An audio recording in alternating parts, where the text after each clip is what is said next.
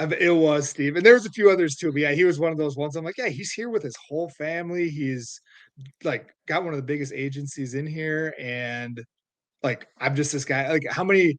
So like I train at a gym, and I see so many guys come in. They're gonna like, oh, I'm gonna get in the UFC cage, and then they're gone in a month, right? And I'm like, how many of me's has he seen, right? And but he just opened up. It just answered everything, and it was just a great conversation. And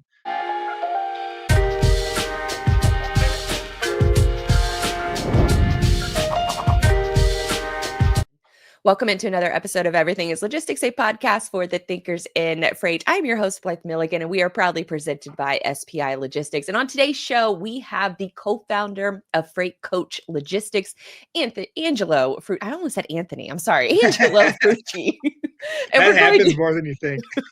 does it really? Yeah. Well, we're going to be talking about how, in our pre-show document, which you filled out, which I have every guest fill out, kind of gives me a little bit of background insight before we have a conversation between the two of us.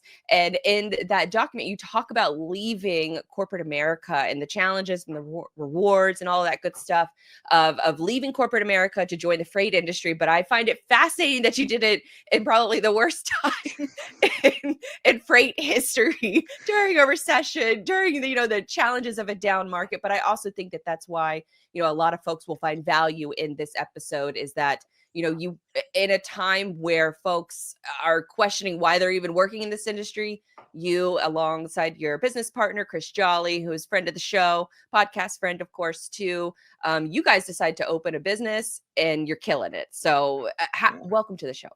Thank you. Thanks for having me on. Okay, so let's talk about that little bit of I want to know what you were doing in work before you decide. What was your corporate America job that you were doing beforehand? Yeah, so I was a process engineer for medical devices. There's a huge market up here in Minnesota. So, I started working on leads and pacemakers, went into catheters, and kind of stayed in that vascular market. My role as a process engineer was an R&D engineer would make 10 products, and then I would figure out how to make 10,000. And then validate it and make sure everything that got out was good and get the line ready for manufacturing and then pass it along to the manufacturing team. Oh, wow. So you had the whole sort of shipper side of things, kind of that shipper point of view worked out prior. Well, that's kind of how we had talked about it. This was all like on mechanical assemblies, but it was that kind of mindset that Chris was like, I've got an idea and you know how to replicate it again and again and again. And that kind of started the conversation years before this had happened. And yeah, it was interesting. So we've been talking about it, and then I went to a startup. And it's funny, like the Lord works in different ways. I had told myself that was going to be my last W-2, and that's what happened. Not in the plan that I wanted. It didn't work out with the startup, which is all right. But yeah, I was driving home and I was like, Chris, are we doing this? I'll preface this. I had a 2-month-old, our first one. I was like, are we doing this? And he's like, timing's not good. I'm like, eh. He goes, let's do it. And then we obviously put a lot of planning in because that's what I do with the business plans and all that nerd stuff. And so, yeah, we put it together. I asked my wife if she trusted me, and she said, yep. And so we went for it. Wow. So 2-month-old wife has said, okay, that's good. That is a very trusting wife. Yeah, it very trusting, especially, I had good engineering, corporate salary. I had my dream job, dream title, all that stuff. But yeah, I'd always wanted to do it. I had done a small startup years ago, like a Kickstarter deal that we kind of, another friend dipped our toe in, learned a lot there, but like I'd always wanted that. And I was just really kind of having a good point. Like I could call 5 friends, get a few interviews, probably get another job, and then, keep doing the products again and again. And it was fun. I enjoyed it. But yeah, I just really wanted to do it on my own. And not to plug him too much, I don't want to build his ego up, but watching Chris build a successful business, I was like, if he can do it, I can do it. And I've known him my whole life. And it was just like a chance to work with him. And, we talked about our relationship, what we like to do. And the good news is our values are aligned, but our brains work in completely different ways. So we really haven't overlapped on that. And it's been a great experience since. Well, I definitely want to get into the relationship with Chris because Chris is a longtime friend of the show. We got into freight podcasting around the same time, and so he's been a really big confidant in helping take this show and really go fully independent back in January 2023. And Awesome. so it's been fantastic, and I took a lot of advice from him. And before we talk about Chris, I did have one curious question. Why is because you're based in Minnesota? Yeah. So why is I guess the medical device, why is that such a big thing in Minnesota?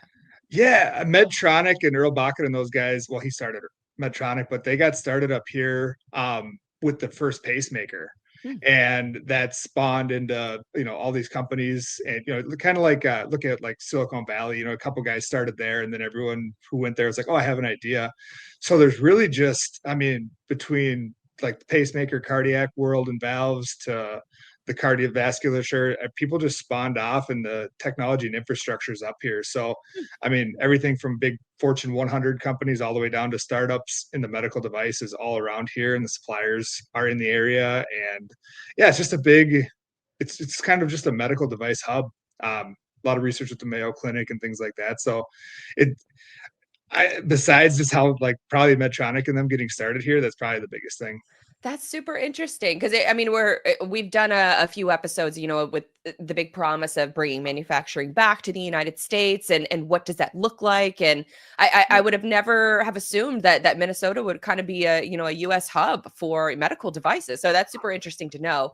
Thank you Yeah. for sharing that. So let's get into you. You mentioned knowing Chris your whole life. I imagine you guys grew up together. Give us the backstory on how you guys became friends.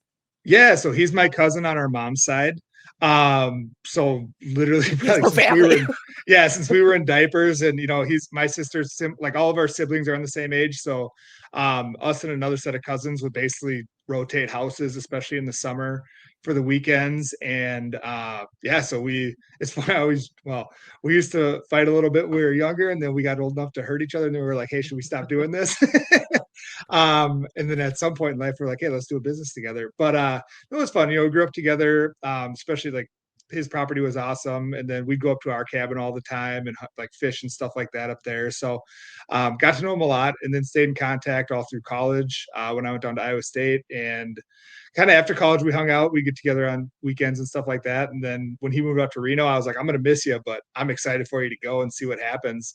And it's kind of been, we've just stayed in contact the whole time, and on our careers and life and things like that. And like I said, we'd always kind of talked about doing it. And then it was one of those like, and I talked to a lot of entrepreneurs, and they're like, the timing wasn't good, but some life event happened that wasn't predictable. And it was like, now or like either go or stay in the life you were doing. And we decided to go. And that was your first child. I'm assuming I'm not sure how many children you have, but you said you had a 2-month-old at home, and so I would imagine Yeah. that would be the I guess the motivation of being like, let's do this. And because I do feel like entrepreneurial journey, you have to have that motivation of where is your next check going to come from. And Yeah. maybe if I'm just kind of putting two things together here, that with the wife trusting you and the 2-month-old at home, that was all the motivation that you needed. Yeah. I mean, that's definitely a big motivation. It wasn't, I mean, the finance has to happen because like Mm. we like this house.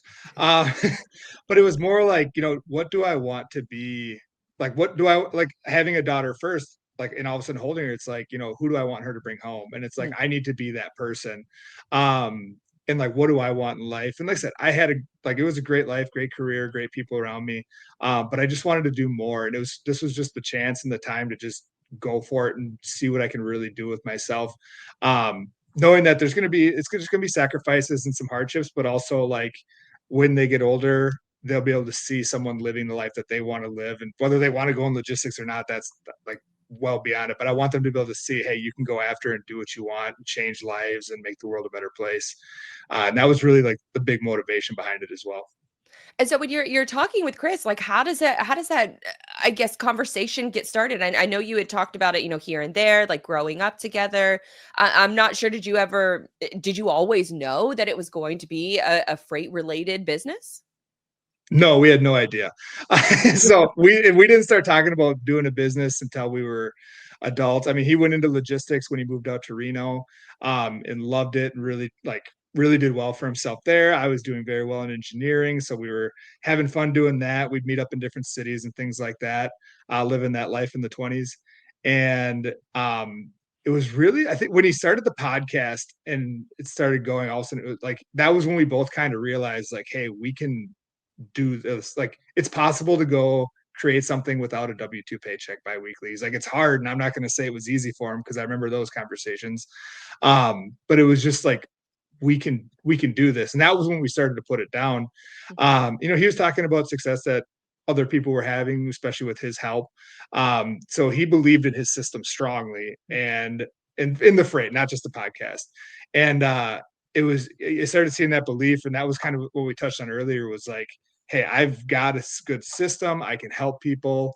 And then like we could do, and then my way to systemize, and I love operations and counting beans and things like that. He always rips on me for having an MBA, and I'm like, that's fine. You don't need one, I got it. But and I mean, and we'll get to that a point. Like, I need someone like that. As much as I think I'm this big visionary, and I have a vision, he is that, right? And then I can be that executing hand, and we're both executing now because you have to.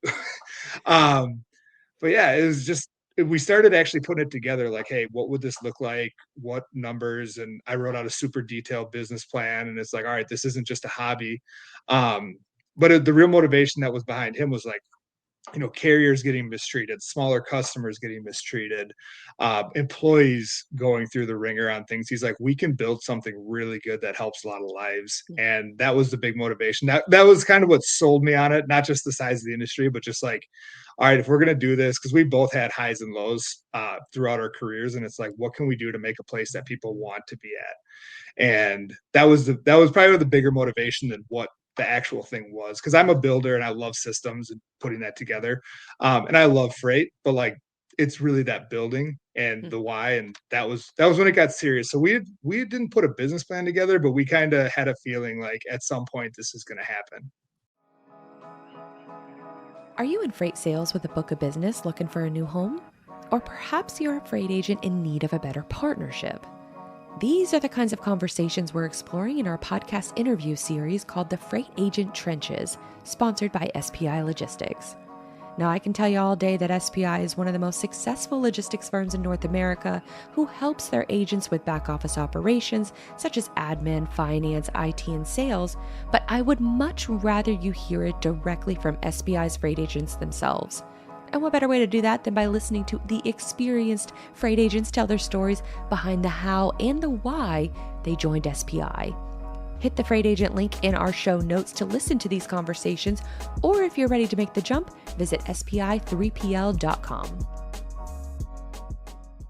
So what were those first, I guess, systems that you established? Because I mean, Chris comes from logistics. And so I would imagine that he would have known, a lot of maybe the how to move freight, of course, but then running a business is a whole other layer on top of, just being a broker inside of a big brokerage. So that's typically the funnel system of folks who come into this industry. They come fresh out of college, they become a freight broker, they have to do a million cold calls, and then maybe one day they're successful enough that they can start up a freight agency. But you guys kind of got to skip that BS. Well, Chris was a freight broker for years. Yeah, he did that BS. he did that. So he learned, sort of that side of things. So I'm always curious about, especially people who come from other, industries and then come into logistics. What were some of those systems that you established first that made sense? Because I would imagine that some systems maybe didn't make a whole lot of sense, but maybe you thought they did. What were some of those first ones that were really crucial? It was, so the first ones, and I learned a lot from the initial Kickstarter I did and then grad school. It was making sure we had a good legal team in place. And I'm lucky to have a good network up here. Getting everything planned, because when you're in peacetime or the honeymoon phase of the business, everything's good. But I knew I wanted a rock solid life events, things happen, structure. So getting everything legally structured and the operational agreements strong for both sides. I go to the Boundary Waters a lot, and the weather can get you. And I always say, hope for the best, prepare for the worst. So it was getting those kind of things in place, getting the banking structure set up, figuring out what kind of accounting principles we wanted to follow. So all that back office stuff. And then freight related, again, one of the reasons I went into this, because I believed in Chris's system. I didn't know his system yet, other than, from the outside looking in. But it was like, all right, you've got a lot of great words. How do we get that to the first employee, and then to the 10th employee, and then to the 100th employee? So I actually wrote, I forget the final count right now, but we're at about like 48 SOPs, so training documents that Oh, are, wow. yeah. So in my medical device world, I wrote quality systems for companies and validated things and checked all the systems. So we went for about 2 or 3 months, and we were doing sales at the time, but he would do a recording, and then I would document everything he said. So we put together a sales training program for when we do start hiring. And it was really getting down, like, what are you doing that's successful, so we can make sure that as we grow and scale, we have that, rather than, let's say one day, we grow super fast. One day we land 5 major accounts and we need to hire. What do we do? Do we just Mm. hire 10 people and see who sticks? Or do we bring them in and say, here's how we're going to treat our employees or our customers? Here's how we're going to treat our carriers. Here's how we're going to vet our carriers. Here's the questions we're going to ask to our shippers. We wanted to have all that documented so that was there, not just like, hey, I hope you figure it out. So that was the big thing I put in place, I think, for this. And like, was that too early? Maybe, but we did it during that time when we were in that early phase. So now we have that structure, and it'll change, 5, 6, 10 times, but we have the baseline figured out. And that was the one thing I wanted to have in place, was like, all right, let's take your system and put it into a platform that we can use. Yeah, that's super interesting because I've worked at a couple logistics companies and I don't know that we ever had an SOP for much. It is, and they were around for a long time. No, and So, it's, but yeah, they went out yeah, of business. So guess you could, guess you could say we yeah, needed it. it, it's how, I mean, people like, I look at them too. I mean, you learn on the job, and Mhm. you're not going to replace that. But like, for me, especially going in, so how we structured it, Chris is the sales rep or the account manager, sales rep, and then I'd be the ops. Me being in the industry, what do if a carrier calls me and says, I want to book a load for this rate and we agree on it, how do I know if they're good? Like, I didn't know that stuff, right? So it was really good for me to say, okay, what zip code are you getting empty, and how long is your trailer? What can you scale? Running the MCs, how to look for it. Checking in with the driver. I never would have thought of that, right? Coming from the outside. Mhm. Um, Doing this, like, yeah, what is the dispatcher telling me? Confirm everything with the driver and look for any issues there. So those are the kind of things that we want to make sure as we hire new people, they're aware and can start doing that from day one. And then they figure out how to do it and get efficient at it. But like, yeah, I don't want to just throw someone in and say, all right, go find a truck and like make sure their That's MC exactly what says thumbs happens. up. Right. And I don't, I mean, if we have a big, or when we have a big account, like, I don't want that to happen and send the right equipment or get those no-shows that don't get recovered. Like, those are the type of things that we want to be able to train on from the start. And we're acting it too. And I update these things as we go, as we develop our sales system. So we can document, here's what's working, and then we'll transfer it along. But yeah, we wanted to give people that baseline and that time, and that we care into that. So that was one of the big things we structured in the beginning. And so as you're developing these standard operating procedures and you're learning about the industry and bringing all of your expertise into it, how are you, I guess, sort of coordinating with Chris on a daily basis? Because you're in Minnesota, he's in Reno. So how are you Yeah. kind of knowing even what to ask? What do you mean, ask like the carriers or? Yeah, so if it's almost like you don't know what you don't know, and so if Yeah. you're on the phone, maybe talking to a carrier or a shipper, how do you know what, or how did you know what to ask? Was it just simply based on those early conversations with Chris and going through those SOPs? Absolutely, it was. And I made mistakes. It wasn't like these SOPs. I was like, oh, got it right. But I was like, I had those SOPs up when I was doing it. Um, and even today, he'll ask, like, hey, did you get the exact width of the thing? Or like, what did you get? And I still am learning that. I mean, it's been a couple years now, so I'm strong at it, or stronger. But yeah, it was, I mean, in the beginning there was a lot of hand holding, and that is part of like, how are we going to train too? Like, do we just throw them off, or do they have a mentor that's watching over their shoulders? And how do we transition with accounts and new people? But yeah, it was a lot of hand holding in the beginning, and then after about 15, 20 loads, it's like, all right, I feel pretty good with this.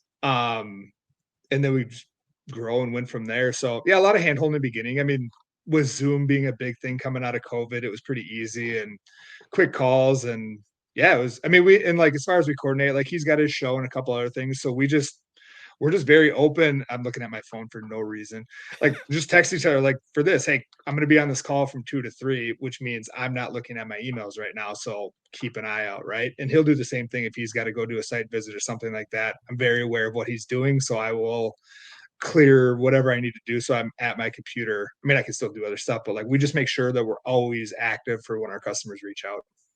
And so you build out these SOPs, but you also are in a very unique situation where you have that, this monster of a quiet partner and in SPI that is helping you as well, because SPI doesn't do this very frequently, but they partnered with you guys with no book of business. And so it was up to you guys to build that book of business.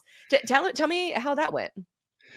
Well, very thankful for SPI. They've been awesome, and they're just a great company to work with, right? I mean, it would have been wild if we had to get a loan and get our own TMS and get a line of like all that stuff would have been wild. So working with them has just been a blessing, and the service. But yeah, as far as I mean, the fish didn't jump into the boat is what I learned. But yeah, it was a big, I was trying to make sure I kind of get into the question. It was get in and go and just start calling. And we've learned along the way, like we now do sales calls and not emails and things like that. So it was just really growing, but it was a quick learning that, hey, both of us are in sales and sales is going to be a part of our life for a long time, if not for the rest of this journey. And so, yeah, just pushing and growing and trying to introduce ourselves and really getting that belief in you. And that's an interesting one is like, I knew the system was good from what Chris had said, but I hadn't lived it yet. Now that we've still got our customers from like our first 3 customers that we ever worked with, and we still work with them and they still like us, that's the proof of concept. So now like today I did 5 site visits here in the Twin Cities. I feel good doing that. If we're a fit, if they're just a pure LTL shipper, like, hey, great to meet you. If you ever need anything dedicated, like, here's my card, but otherwise, have a good day. But now I know, like, when I go to a building material supplier, like, we know flatbed, we know how to protect it, we know how to send in the right equipment, and like, because I've done it hundreds of times now, so it just feels good to have that belief. But it was really getting that belief and the imposter syndrome in the beginning, right? Like if someone asks what I do for a living at a party, I'm like, God, am I an engineer? Or am I a logistics guy? And like, have I earned being a logistics guy, right? So yeah. I think you kind of need both of those skills. I think you need the engineering mindset in order to work in logistics as well. And to your earlier point, you and Chris have a really good, it sounds like a really good yin and yang kind of perspective that brings both of those perspectives together. For sure, for sure.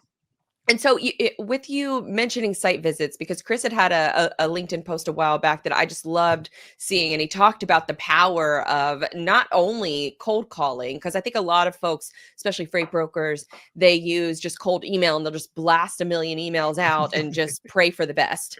Yeah. With what Chris is talking, he's always, preached about the value of cold calling and just getting your reps in, but then he's also preaching about the value of site visits. And so it sounds like you're doing the same thing in a different state, it sounds pretty cool. Absolutely. And to be honest, like we tried the emails for a while and we're like, this isn't working. So yeah, I forget.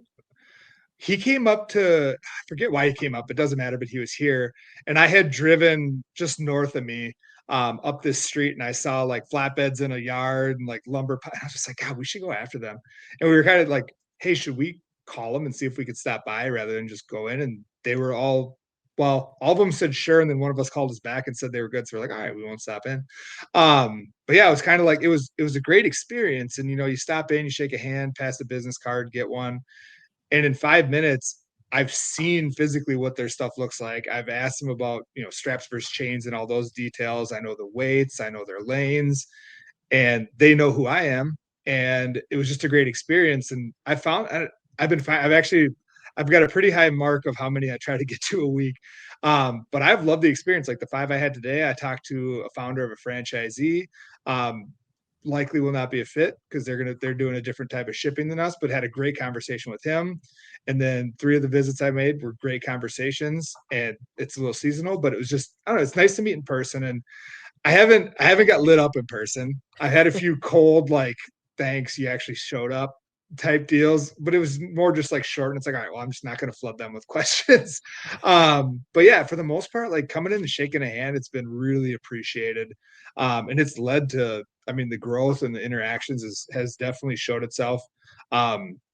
Yeah, especially when you like, I found like, you follow up a month or two later, and that's when things really get cooking. But yeah, just coming in and shaking a hand, presenting, I make sure I'm well dressed and presentable and ask a few questions and then leave before the conversation needs to end. It's just been a great experience and I enjoy it. I'm an extrovert, as much of a nerd as I am. Like I love getting out to see people. So not being in an office right now kind of kills me sometimes. So that's like it's a perfect way just to get out and shake a few hands and meet some people. So Brokering success demands a battle-ready strategy.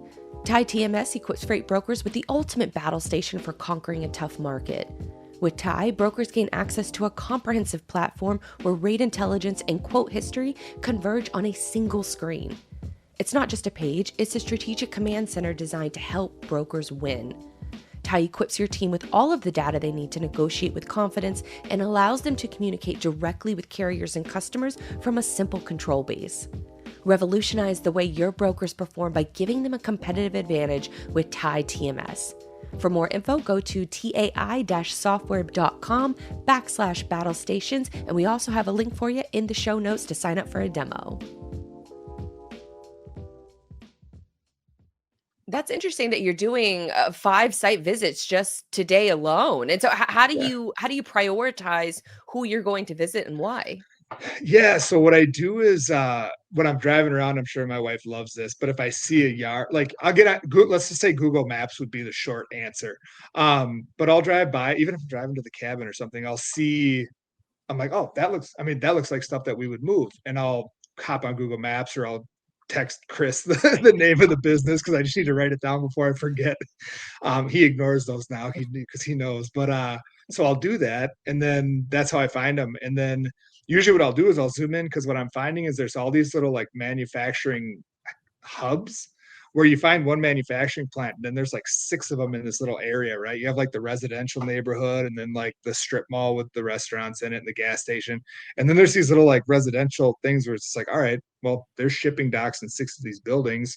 So I'll go in, look at them, screen them, pick a few, and then just call and stop in. And like I said, one of them today, like, hey, we do all LTL. It's like, well, I don't do LTL. It was a great conversation. Thanks for your time.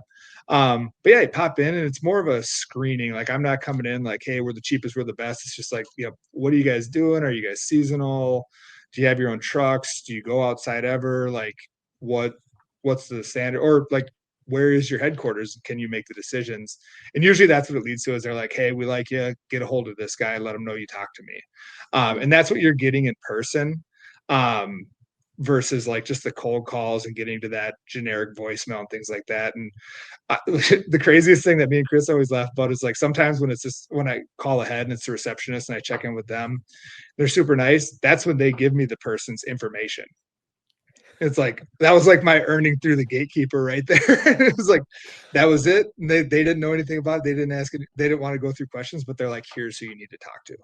And then like, call me, you'll get me at the front desk and I'll transfer you through now. I'm like, thank you. I love hearing that because the other logistics companies I worked at, I was the front desk girl and I was the executive assistant too. And so anytime somebody walked in, I was instantly annoyed and I would not give out any information unless you were very nice, unless it was you were expected. There was one moment where, a couple sales guys tried to come in through the front door and I was like, no, we're not interested. They came in through the back door and I immediately, it was a whole mess. It was, they were persistent, but not they were persistent in a creepy way. Like coming in through the back door, I did not appreciate that. But I think that you hit the nail on the head when it comes to the gatekeeper, because the receptionist or the executive assistant at the front door can let you know who anyone in that building, and they can get you that contact information. So I love that you brought that tip. Yeah. And calling ahead is the key too, because I'll say this, the few times I've like called a location and it wires me to their headquarters in a different state and they're like, yeah, go on in. Those have been some of the colder ones, right? When I come in, I'm like, hey, is Steve here? And he's like, I'm Steve. I'm like, oh, hey, I'm Angelo. I talked to you yesterday. Thanks for letting me stop by. And then it just relaxes the conversation. But yeah, we always do that call ahead to see, because That's those have good. been some of the random pop-ins, as much as like, I won't say against it, but like you got to read the room a little bit too. And even when people, well, today I joked, the guy who I called yesterday was out sick today, and his boss was there, and he was like, I go, that's funny. Did he let the sales guy come in knowing he was going to be out? And we just had, that was how we broke the ice. So, but yeah, I always try to talk to the person that's going to be there. And then, yeah, pop in. And that's super. I think that's a really good, like very simple plan too for a lot of brokers and agents out there who are, Oh yeah. I read a lot of like subreddits and from freight brokers and things like that, and a lot of complaints about how this is the worst market ever, and it just genuinely feels like you guys are just being good people and doing the hard work of doing the research, making the call, and then doing the visit, and then following up later. It sounds like too simple to be true.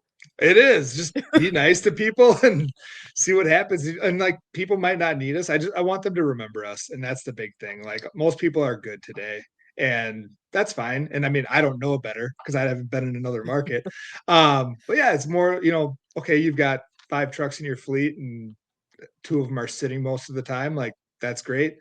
If come, spring, when you need more, let us know. And that's when I follow up or stop back in and say hi. But it's more, yeah, I know that they're busy. They've got other things to do. I just want them to know who I am, remember me, and then we'll be good to go from there.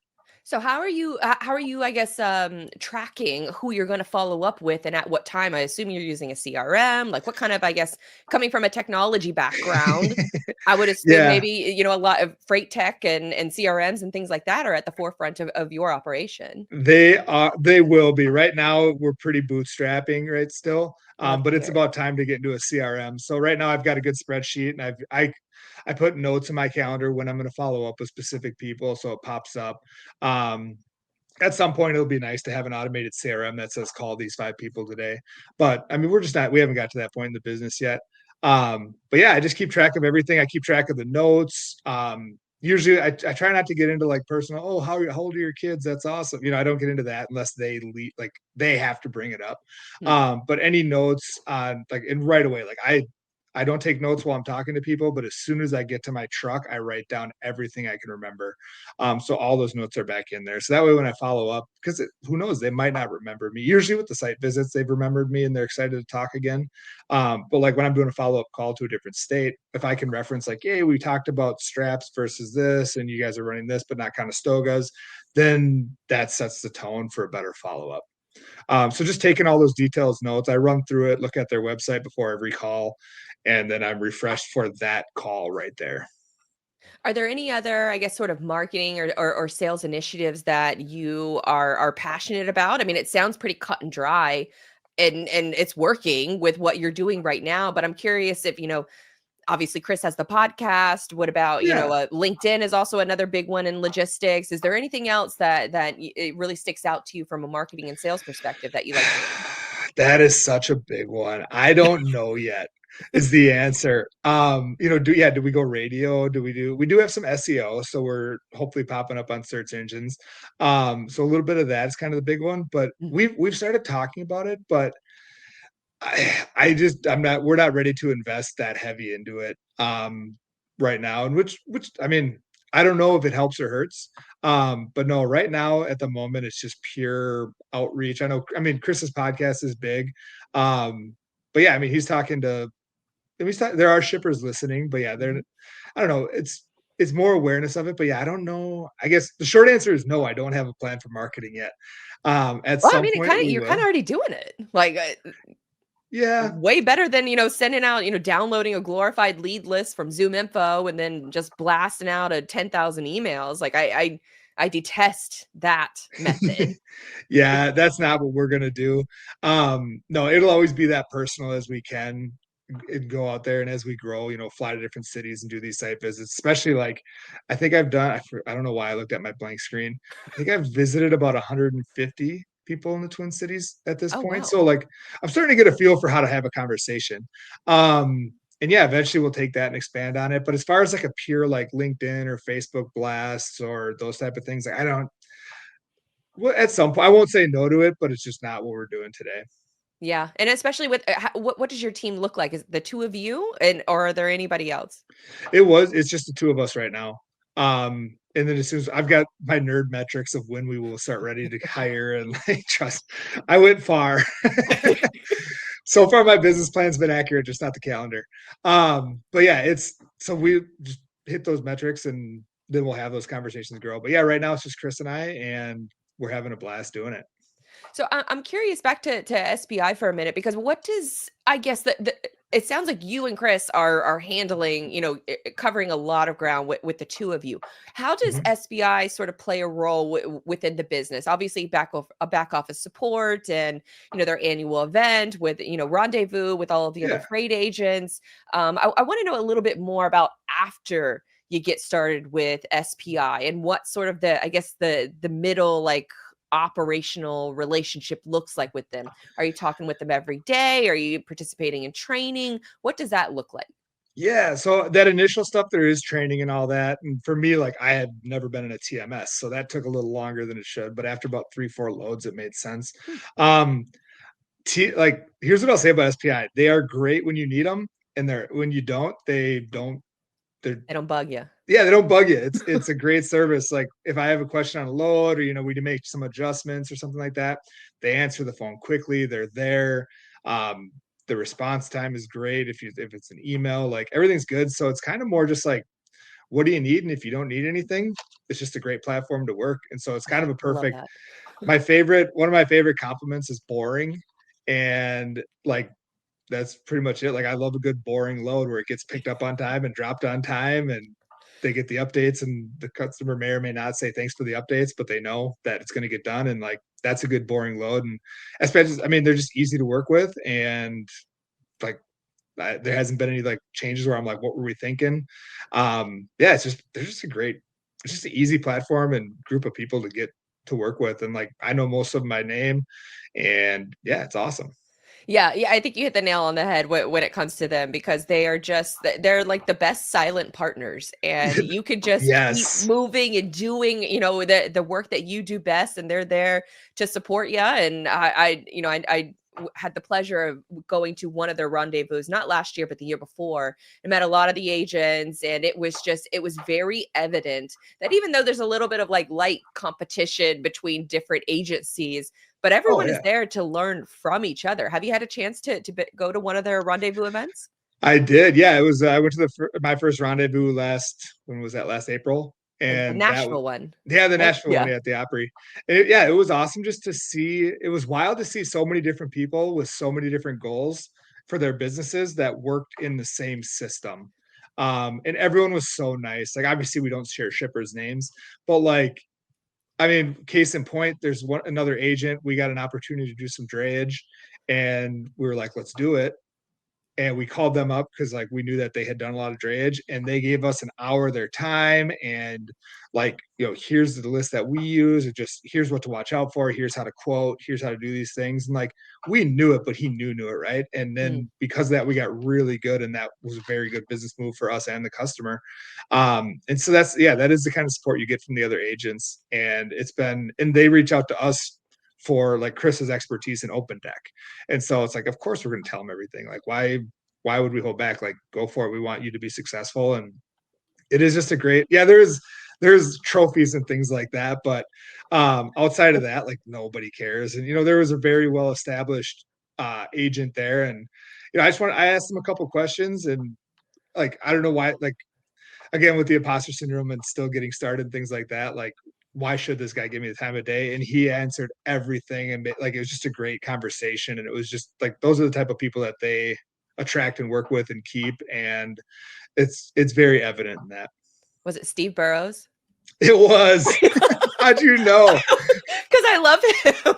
He's He's so one of my great. favorite agent interviews ever. He's the only agent that I've interviewed twice. Oh So when man. you were talking, and I was like, I bet that's Steve. I bet it's Steve. It was Steve. And there was a few others too. But yeah, he was one of those ones. I'm like, yeah, he's here with his whole family. He's like got one of the biggest agencies in here. And like I'm just this guy. Like how many So like I train at a gym and I see so many guys come in, they're gonna like, I'm gonna get in the UFC cage, and then they're gone in a month, right? And I'm like, how many of these has he seen, right? And but he just opened up, it just answered everything, and it was just a great conversation. And I mean, and he wasn't the only one. That was just one of the ones that stood up, but like everyone was like that, and just like, yeah. He's And I just like such a character too. Like he's like the best like TV dad character. Like I don't know, reminds me of like a country Tim Allen or something like that. Like yeah. he very much is like it almost feels like another dad, and like he would just give me fatherly advice all the time. Oh yeah. Well, he asked me like we were talking about, I forget how we got on the Florida conversation, but like we were joking about before this call, and I was like, yeah, I was just down there and I took my dad out fishing on the ocean. He's like, if you ever come down, let me know. I know some guys. I'm like, I'm going to take you up on that. Like, I don't know when, but it's going to happen.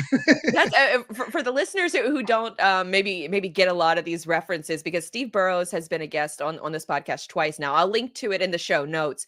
It's one of our both of his episodes are some of the most highest downloaded episodes that we have in our entire catalog, and I think it's very.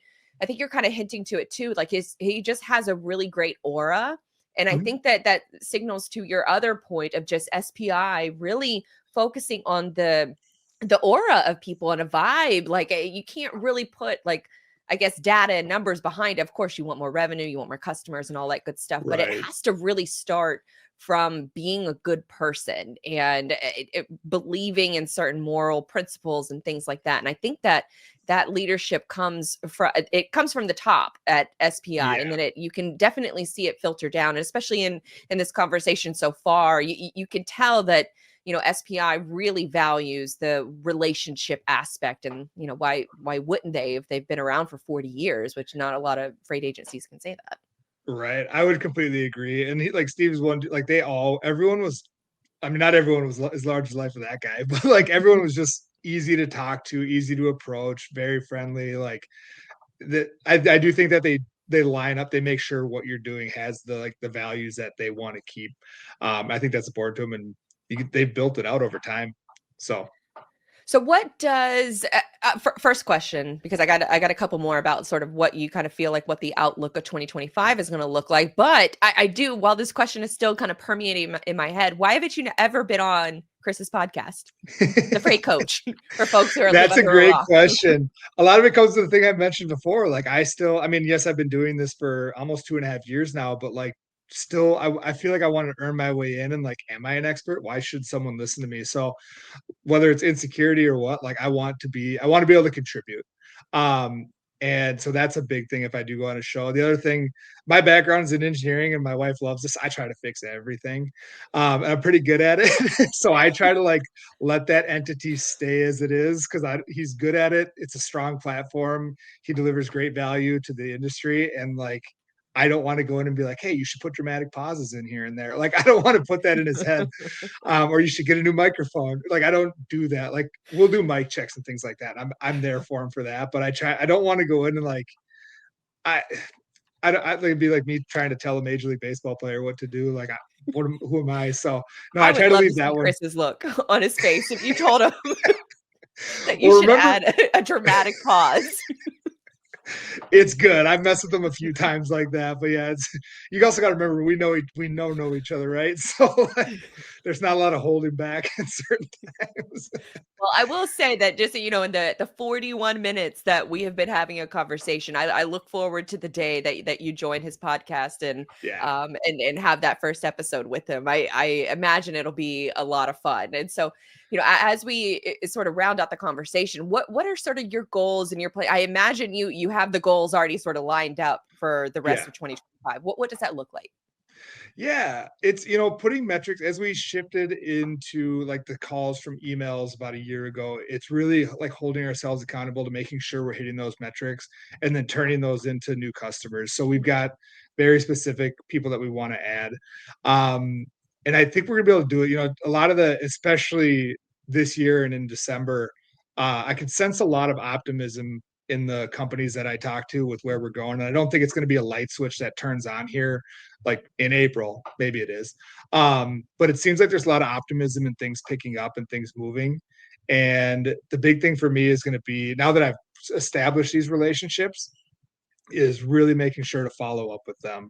And that's one of the biggest things I've learned. Like, I've gone to sites and it's gone great, and I send them an email and they set me up and everything's good and we high five, and then it's just not a good fit for what we're trying to do, for multiple reasons. But in like these ones where I've like talked to people 3-4 times, when they're like, hey, send me your information, or here's our packet, do you have something?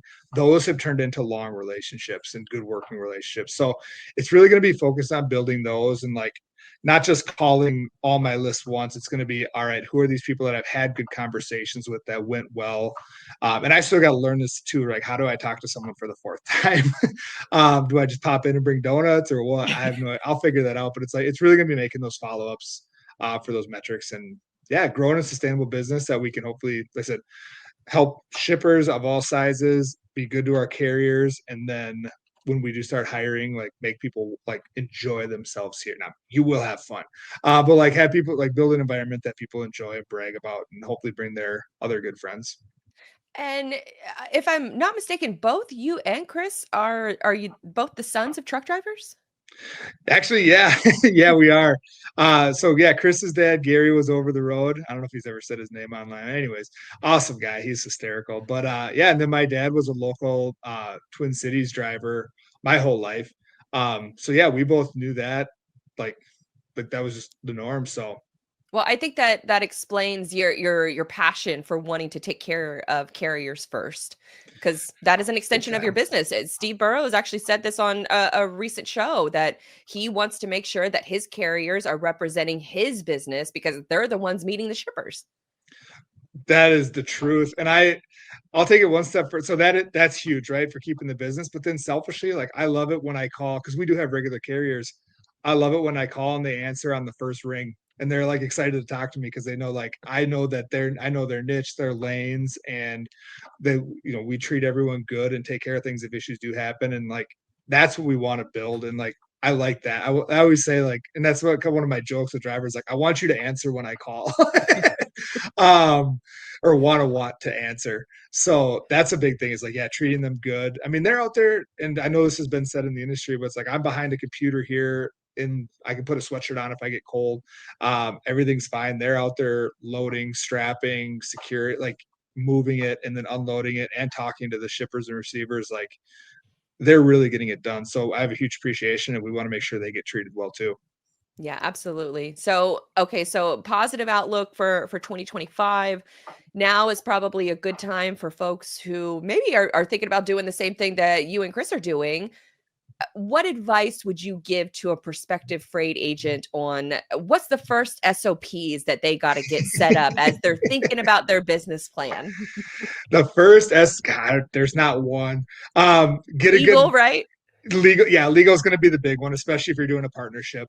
Get rid of all that guesswork. Have the financial conversations beforehand. Like, how do you want to take distributions? Do we both have the same needs?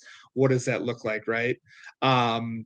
Have those conversations, and then let's see, get set up with a bank. I actually had a conversation with a buddy, not in logistics, but he wanted to talk to my tax guy. And I'm like, I called him back. I was like, what do you got cooking? Because I'm not, like, my tax guy's busy. Like, what?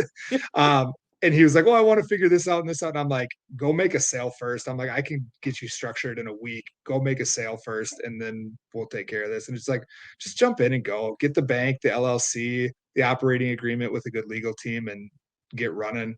I know I'm such a planner and a preparer. Like, that was where me and Chris, that's one of the prime examples of us balancing each other out, where he's like, all right, we got to be on the sales call. And I'm like, we need to write SOPs. And it's like, he was right. We both were right, but sales is what's driving it. Right.